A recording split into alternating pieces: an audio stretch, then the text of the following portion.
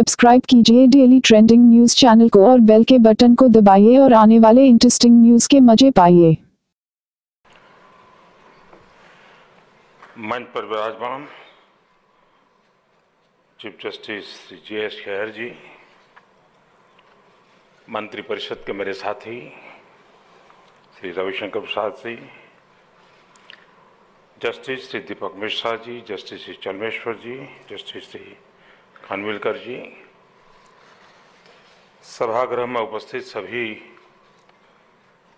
आदरणीय वरिष्ठ supreme court के जजेस, बार के मित्र, भाई और बहनों, आज बुद्ध पूर्णिमा है। इस बुद्ध पूर्णिमा के पावन पर्व पर मेरी आपको और देशवासियों को बहुत बहुत शुभकामनाएं हैं।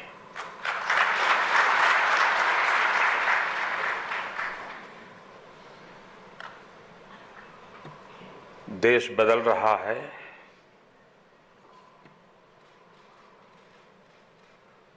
छुट्टी है, हम लोग काम कर रहे हैं।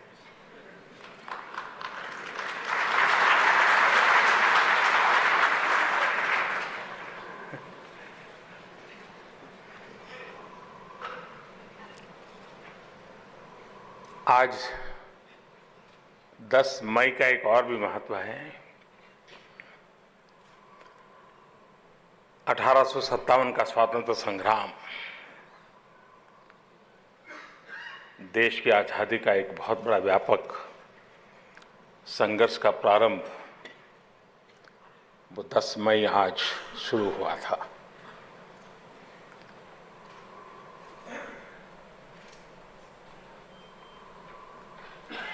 आज आधुनिकता की ओर एक और कदम, और वो भी न्याय व्यवस्था की तरफ से हो रहा है। मैं चीफ जस्टिस साहब और उनकी पूरी टीम को हृदय से बहुत बहुत बधाई देता हूं, अभिनंदन करता हूं।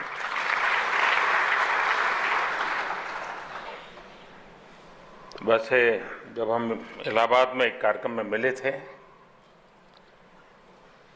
तो चीफ साहब ने बड़ा ही विस्तार से आंकड़ों का एक पूरा चित्र वहाँ प्रस्तुत किया था सबके सामने, और देश में जो केसेस बाकी पड़े हैं, पेंडेंसी है, और उन्होंने देश की जुडिशरी को अपील की थी कि आप वैकेशन में कुछ समय दीजिए। एक तो वो सुनना ही मेरे लिए बड़ा आनंददायक था वहां बैठ करके,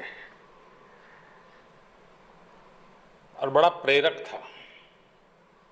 और मुझे खुशी है कि मुझे कई जगह से खबरें आ रही हैं कि बहुत बड़ी मात्रा में हाई कोर्ट में, सुप्रीम कोर्ट में जजेस अपने वैकेशन को कम करके इस देश के गरीबों के लिए अपना समय देने वाले हैं। मैं इसके लिए आपका बहुत आभारी हूं।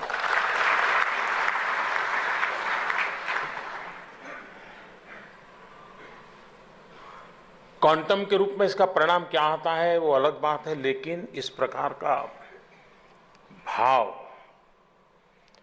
पूरे वातावरण को बदल देता है। एक सेंस ऑफ रिस्पॉन्सिबिलिटी को बल देता है, और सामान्य मानवी के मन में भी एक नया विश्वास पैदा होता है। और न्यू इंडिया के लिए नया विश्वास भी उतना ही आवश्यक है,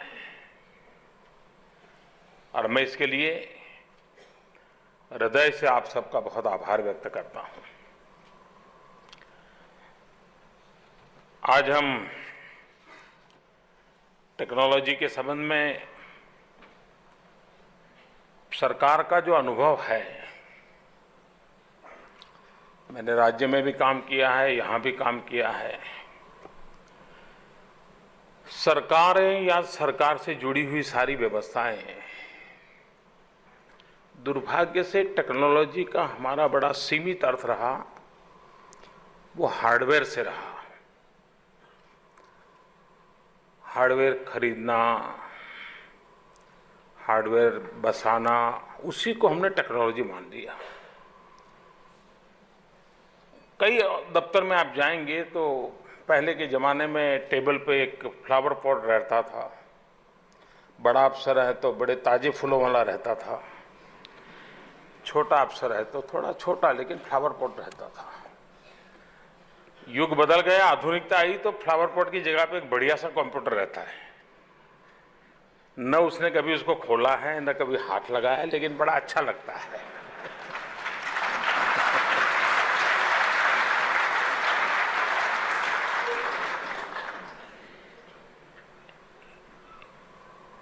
इसलिए समस्या टेक्नोलॉजी की कम है, बजट की भी कम है,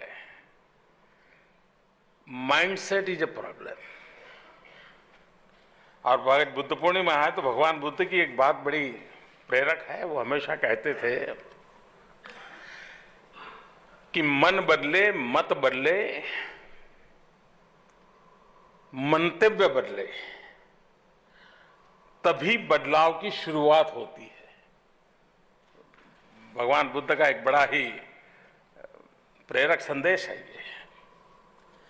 और उस अर्थ में आज भी हमने देखा, हर किसी को लगता है कि अब 6 महीने हो गए, मोबाइल फोन का मॉडल पुराना हो गया, जरा नया मॉडल ला दे। कितना ही नया मॉडल लाएगा, फिर भी उसके जेब में कॉन्टैक्ट लिस्ट की डायरी रहती है, जबकि मोबाइल फोन में कॉन्टैक्ट लिस्ट के लिए पूरी व्यवस्था फिर भी उसकी डायरी रहती है। क्योंकि हम दोस्तों के बीच में बैठते हैं तो हाथ में मोबाइल तो अच्छा होना चाहिए, और ग्रीन एंड रेड बटन से ज्यादा कुछ पता नहीं होता है।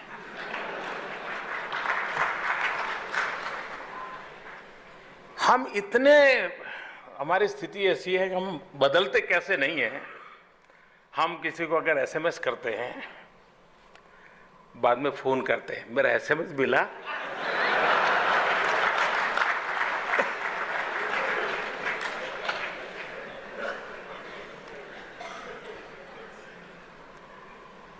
चुनौती सॉफ्टवेयर में नहीं है, चुनौती हार्डवेयर में भी नहीं है। और इसके लिए एक सामूहिक मन बनाना पड़ता है। एक चेन अगर टूट गई तो प्रोसेस अटक जाती है।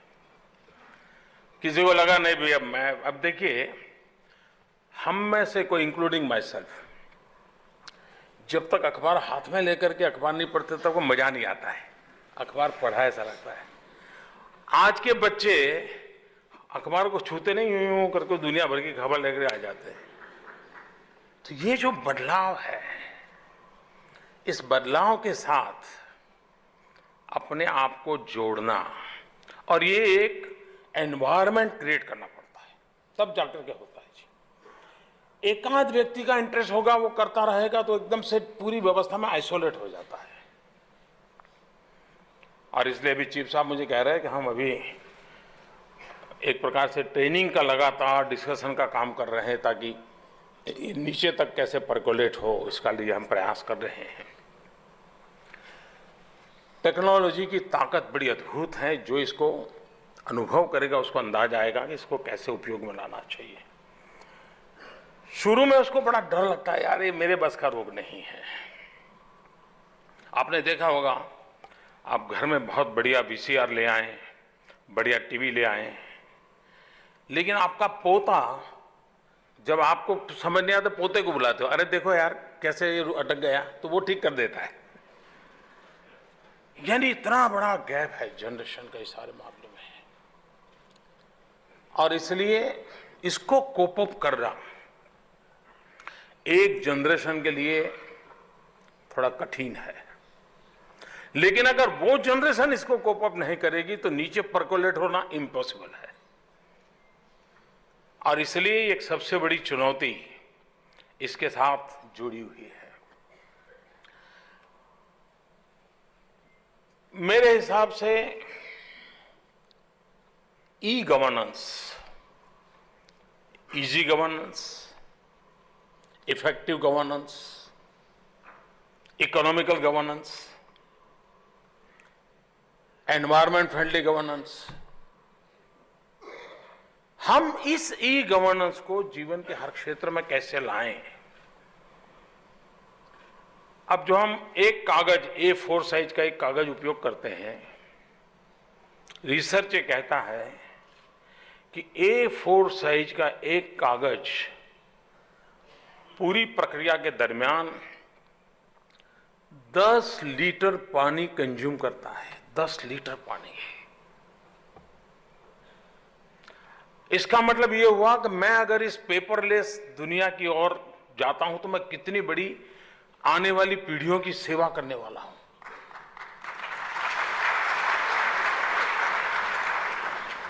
मैं कितने जंगल बचाऊंगा, मैं कितनी बिजली बचाऊंगा।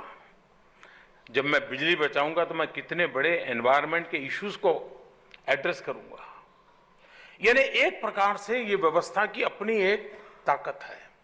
लेकिन जब तक उस पूरे स्वरूप को हम नहीं जानते तब तक यार छोड़ो यार, ये मेरा काम नहीं है।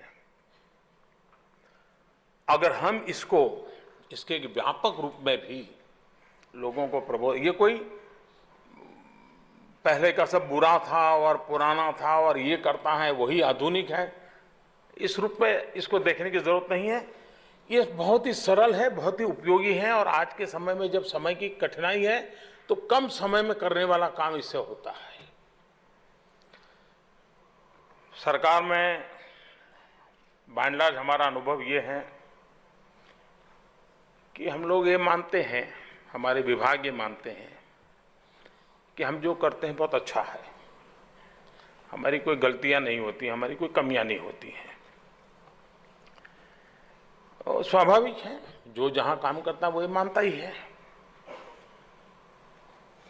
अभी 2 महीने पहले मैंने जरा एक रिस्क लिया।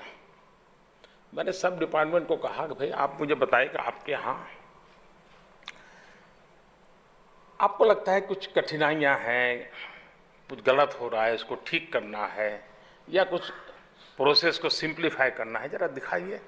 कुछ दिन तो नहीं साहब, हमारा सब बढ़िया चल रहा है, कोई खास प्रॉब्लम नहीं है। मैं पीछे लगा रहा तो करीब 400 इश्यूज को आइडेंटिफाई किया अलग अलग डिपार्टमेंट का, 400, कि जिसमें सुधार की जरूरत थी या कुछ कोई इंटरवेंशन की जरूरत थी। और बाद में मैंने यूनिवर्सिटीज को ये काम दिया, खास करके 18 से 20-22 साल की उम्र के बच्चों को, कॉलेज के बच्चों को दिया और उनका एक हैकेथॉन का कार्यक्रम बनाया। 36 आवर्स नॉन स्टॉप एक ही छत के नीचे बैठ करके काम करना और इसके सॉल्यूशन ढूंढना। 400 इशू उनको दे दिए सरकार के। 42,000 बच्चों ने इसमें हिस्सा लिया। More than 100 universities and colleges ने उसमें भाग लिया और 36 आवर्स नॉन स्टॉप एक ही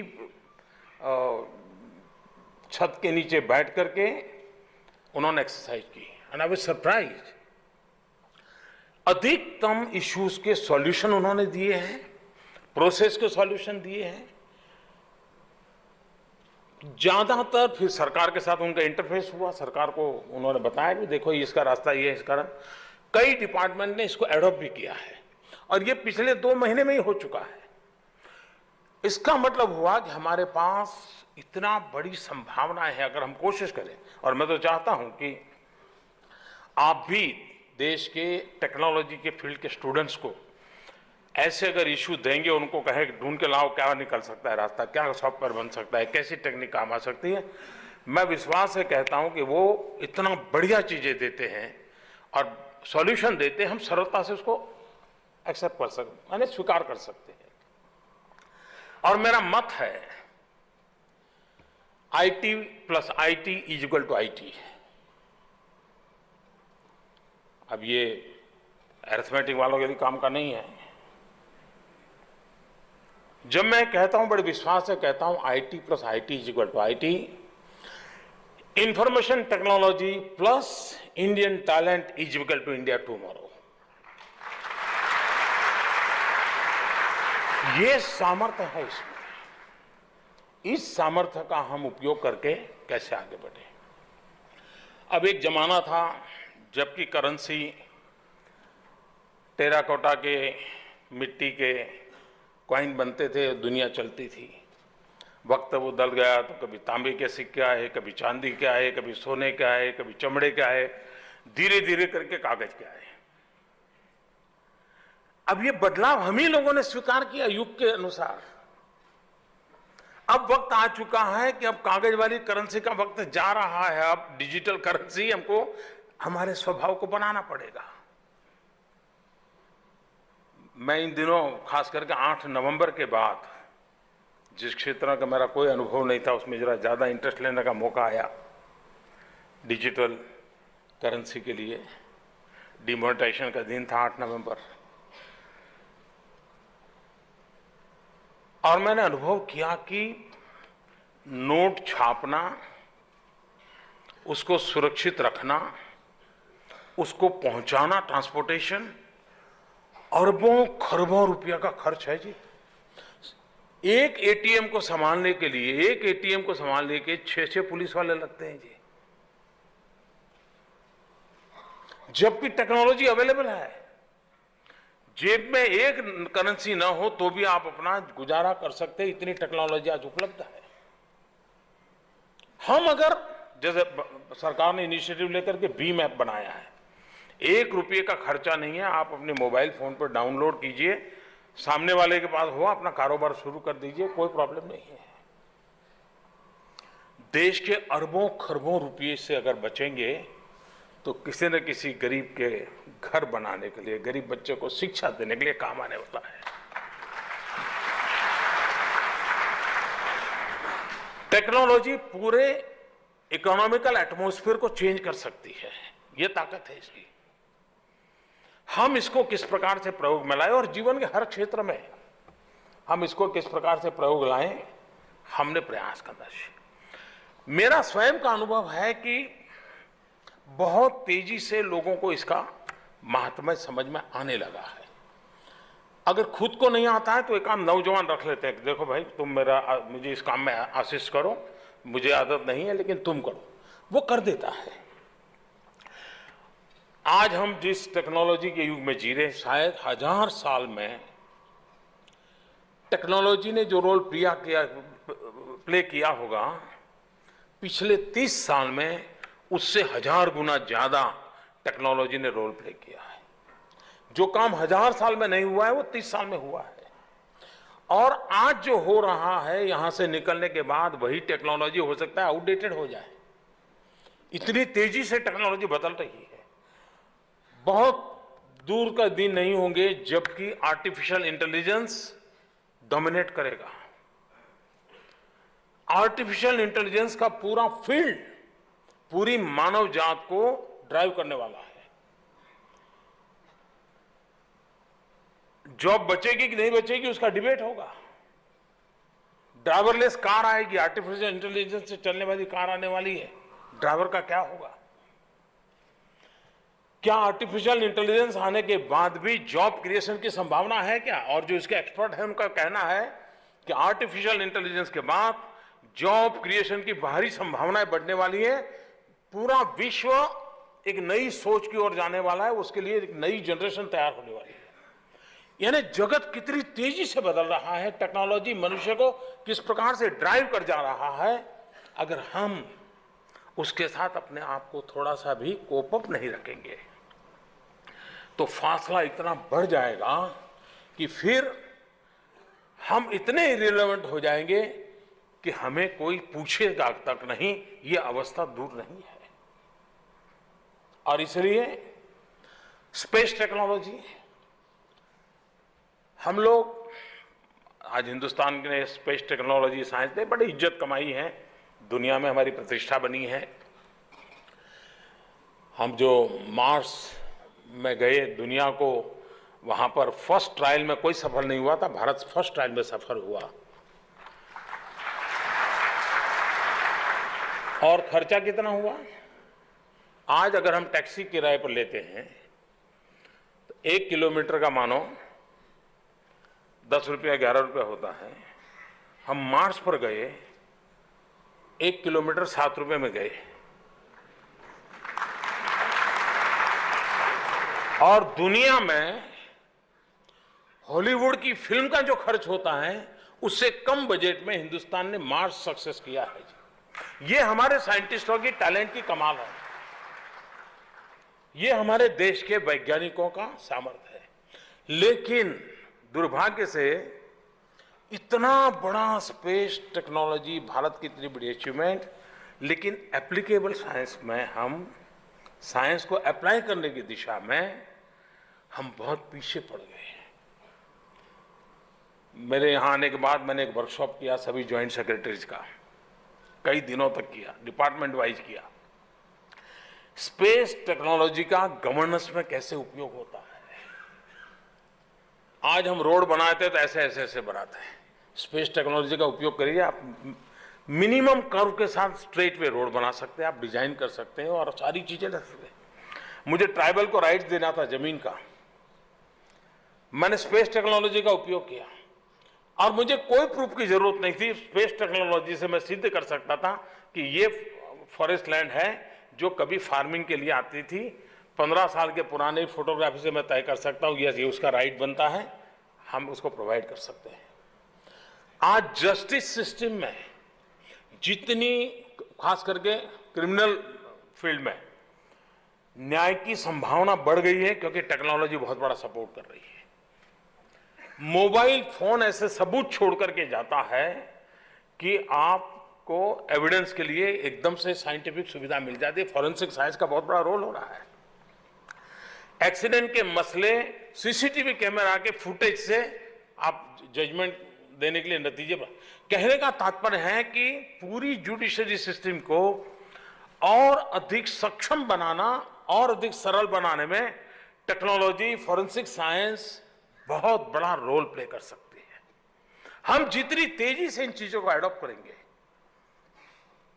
हम बड़े सटीक। अब कोई कल्पना कर सकता था क्रिकेट, पहले एम्पायर तय कर रहा था, हारा के जीता, अब थर्ड एम्पायर तय करता है कि भाई तुम्हारा बॉल सही था नहीं था, पकड़े नहीं पकड़े, वो बता देता है, तो ऊपर से वो लाइट कर देता है। अब कोई कहेगा एम्पायर की नौकरी चली गई, एम्पायर की नौकरी नहीं चली गई, एफिशिएंसी आई है। और इसलिए मैं समझता हूं कि टेक्नोलॉजी के संबंध में हम जितनी सरलता के साथ उसको स्वीकारेंगे, उतनी सरलता से मुझे जरूर लगता है कि इसका बहुत ही लाभ मिलने वाला है। अभी रविशंकर जी प्रो बोनो की बात कर रहे थे, मैं जरूर इसका आप सबके सामने उल्लेख करना चाहूंगा। ये जो हमारे देश में सोच है कि देश के नागरिक ऐसे हैं, लोग ऐसे हैं, लोगों को तो अपना ही है, ये रियलिटी नहीं है। ये देश का मिजाज हम पहचाने, देश का मिजाज अलग है। ये फोरम ऐसा नहीं जहां ये मैं उदाहरण देने जा रहा हूं वो उचित है, लेकिन फिर भी वो शायद ज्यादा सुटेबल है, इसलिए मैं दे रहा हूं, मुझे क्षमा करना। 2014 का जो इलेक्शन हुआ, मेरी पार्टी ने मुझे प्रधानमंत्री के रूप में, उम्मीदवार के रूप में प्रस्तुत किया था। सामने भी कांग्रेस की पार्टी के लोग चुनाव लड़ रहे थे और उस चुनाव के पहले आपको मालूम होगा दिल्ली में एक बहुत बड़ी मीटिंग हुई थी कांग्रेस पार्टी की, और देश का पूरा ध्यान था कि वो क्या लेकर के देश के सामने आते हैं चुनाव के लिए। और जब प्रेस कॉन्फ्रेंस हुआ था तो उन्होंने कहा था कि हमने निर्णय किया है कि 9 गैस के सिलेंडर के बजाय 12 सिलेंडर देंगे। यानी 2014 का चुनाव एक तरफ 9 सिलेंडर के 12 सिलेंडर इस तरफ था और दूसरी तरफ अलग एक। वो एक मैं उस समय के दृश्य की इसलिए याद दिलाता हूं। अब आप देखिए कि टेक्नोलॉजी के द्वारा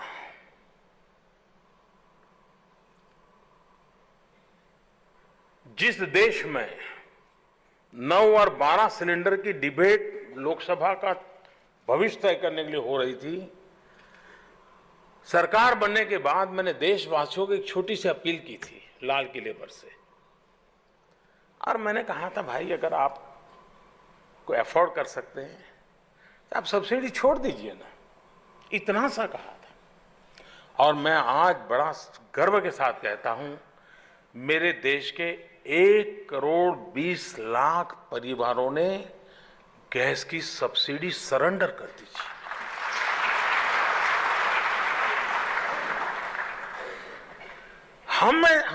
हमने अपनी सोच के कारण 9 और 12 में हम उलझे थे।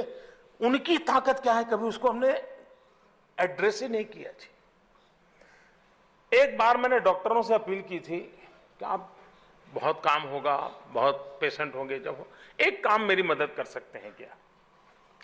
मैंने कहा हर महीना 9 तारीख को कोई भी गरीब प्रेग्नेंट वुमेन आपके दरवाजे पर आएगी, आप बिना फी लिए उस गरीब प्रेग्नेंट मां की चिंता करिए। आपको जानकर के आनंद होगा, इस देश के हजारों गायनेकोलॉजिस्ट डॉक्टरों ने अपने अस्पताल के बाहर बोर्ड लगाया है और 9 तारीख को वो बिना चार्ज लिए गरीब प्रेग्नेंट विमेन को सेवा करते हैं, उसको मदद करते हैं, उनको गाइड करते हैं, दवाई करते हैं। जब मैं गुजरात में था, बड़ा भयंकर भूकंप आया था, मैंने इंजीनियरिंग के स्टूडेंट्स को कहा था आप 6 महीने के लिए समय दीजिए। बहुत बड़ी मात्रा में इंजीनियरिंग के स्टूडेंट आए थे और मिशन का काम तक वो करने के लिए मेरे साथ खड़े हो गए थे। आज मैं देश की लीगल फ्रेटर्निटी को, खास करके मेरे वकील मित्रों से आग्रह कर रहा हूं, ये जो प्रो बोनो की कंसा, हमने एक ऐप डेवलप किया है, आप अपने आप को रजिस्टर करवाए कि किसी गरीब को मदद चाहिए तो मैं गरीब के लिए मुफ्त में तैयार हूं। एक पूरा देश में मूवमेंट खड़ा हो, गरीबों को लीगल हेल्प करने के लिए हम आगे आए। और ये टेक्नोलॉजी का कमाल है कि ये प्रो बोनो के द्वारा व्यवस्था खड़ी की गई है। टेक्नोलॉजी से आप उसमें रजिस्टर कर सकते हैं, टेक्नोलॉजी के माध्यम से जो रिक्वायरमेंट वाला है वो आ सकता है, या हमारे छोटे मोटे ऑर्गेनाइजेशन हैं उनके द्वारा लिंक अप कर सकते हैं। लेकिन एक नया इनिशिएटिव, अगर मेरे देश के गरीब विधवा रिटायर्ड टीचर वो जाकर के कतार में खड़ी रह करके गैस सिलेंडर की सब्सिडी सरेंडर कर सकती हैं, मेरे देश का गायनेकोलॉजिस्ट डॉक्टर 9 तारीख को गरीब मां की सेवा करने के लिए तत्पर रहता है, मेरे देश का नौजवान प्राकृतिक आपदा के समय अपने इंजीनियरिंग स्किल को लगा देने के लिए तैयार होता है, मेरा देश का आईटी का प्रोफेशन, मैं उसको कहूँगा 36 घंटे खाए पिए बिना एक छत के नीचे आ जाओ और देश की समस्याओं के समाधान के लिए कुछ रास्ते निकालने आ जाओ। और 42,000 नौजवान 36 घंटे के लिए पुरुषार्थ करके 400 समस्याओं का समाधान करने के लिए रास्ता खोजते हैं। मुझे विश्वास है मेरे देश के वकील भी मेरे देश के गरीबों को मदद करने के लिए इस टेक्नोलॉजी के माध्यम से आगे आएंगे और देश का भविष्य बदलने के लिए काम आएंगे। इसी एक अपेक्षा के साथ ये जो नया काम आपने शुरू किया है, खानवेलकर जी को मैं बहुत बहुत शुभकामनाएं देता हूं, बधाई देता हूं। चीफ साहब का मैं बहुत अभिनंदन करता हूं। मैं मानता हूं डिजिटल इंडिया की दिशा में, न्यायिक व्यवस्था में टेक्नोलॉजी का आना अपने आप में बहुत बड़ी सेवा करेगा। बहुत बहुत धन्यवाद। Thank you. Daily trending news की रिपोर्ट। सब्सक्राइब करें हमारा चैनल ऐसे ही लेटेस्ट और इंटरेस्टिंग न्यूज के लिए।